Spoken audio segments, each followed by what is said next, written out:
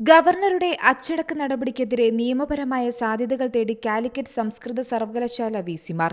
ചാൻസലറുടെ നടപടി ചോദ്യം ചെയ്ത് ഇരുവരും ഹൈക്കോടതിയെ സമീപിച്ചേക്കും.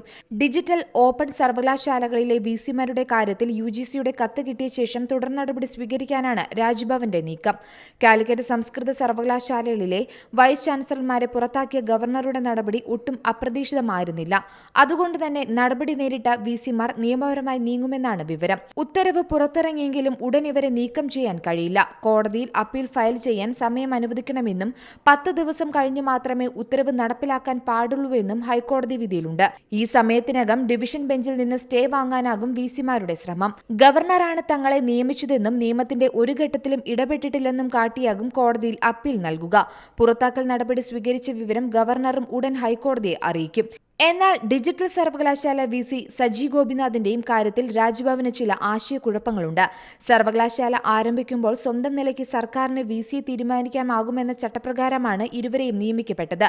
അതേസമയം സർവകലാശാലയ്ക്ക് അംഗീകാരം ലഭിച്ചാൽ സെർച്ച് കമ്മിറ്റി വഴി പുതിയ ആളെ കണ്ടെത്തണമെന്നും ചട്ടത്തിലുണ്ട്. ഇത് സംബന്ധിച്ച വ്യക്തത യുജിസിയുടെ ഭാഗത്തുനിന്ന് ലഭിച്ചാൽ ഉടൻ അതിലും നടപടി പ്രതീക്ഷിക്കാം. News desk C Malayalam news. പുതിയ വാർത്തകളും വിശേഷങ്ങളും ഇനി വിരൽ തുമ്പിൽ. എല്ലാ ഡിജിറ്റൽ പ്ലാറ്റ്ഫോമുകളിലും ഇപ്പോൾ സി മലയാളം ന്യൂസ് ലഭ്യം.